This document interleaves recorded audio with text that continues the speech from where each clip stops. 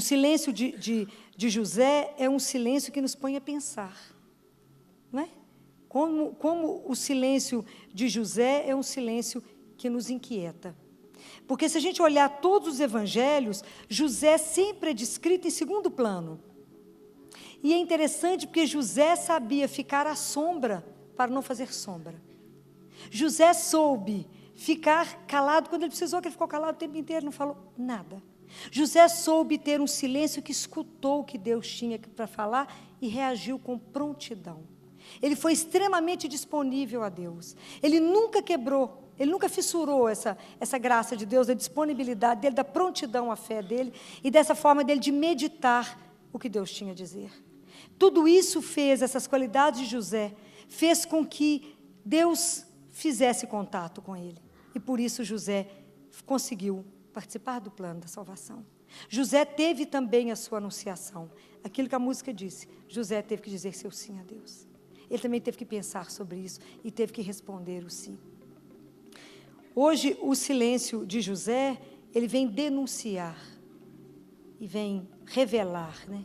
Ele desvela o mundo que a gente está vivendo, o barulho que a gente tem no mundo. Se a gente não aprender a calar, a gente não aprende a se escutar, e muito menos a ouvir o que Deus tem a nos dizer. José mostra para nós que nesse mundo tem muitas formas de silêncio. Tem o silêncio das pessoas que já morreram, ou das pessoas que estão mais mortas do que vivas, porque a vida delas não tem nada a dizer. Está tão vazia que não tem nada a dizer. Existe o silêncio daquelas pessoas que não se amam e que são obrigadas a ficar no mesmo ambiente, então o silêncio é absolutamente tenso. Existe um silêncio de respeito quando você está diante de alguém que está doente, ou de quando você está diante de uma tragédia. Existe o silêncio das pessoas que se amam, que só se olham. E existe o silêncio daqueles que estão atentos, é um silêncio atento para ouvir o que o bem-amado tem a dizer. Esse é o silêncio de José. É o silêncio que está atento ao que o bem-amado quer falar. José sempre esteve atento para que Deus queria falar pela vida dele ou pela vida daqueles que foram confiados a ele. Foi confiados a ele José e Maria. Então, o nosso mundo carece de um trabalho para o silêncio. Nosso mundo precisa ser transformado pelo silêncio. Precisa de ser reparado. E Anthony de Mello diz uma coisa tão interessante, que ele fala que silêncio não é ausência de ruído, mas silêncio é a ausência do ego.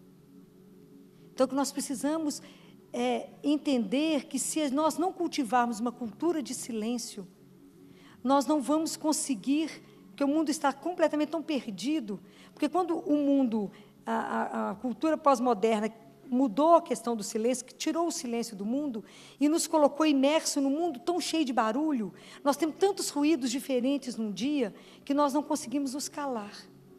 Então, o silêncio, ele veio, na verdade, ele nos está dando uma rasteira, e como nós estamos tirando o silêncio da vida, o silêncio está se vingando de nós, e está criando vazio, a superficialidade, está fazendo com que a gente não mais se descubra, nós não sabemos mais quem somos, já perdemos a nossa identidade, não sabemos por onde andamos e não sabemos nem o que queremos.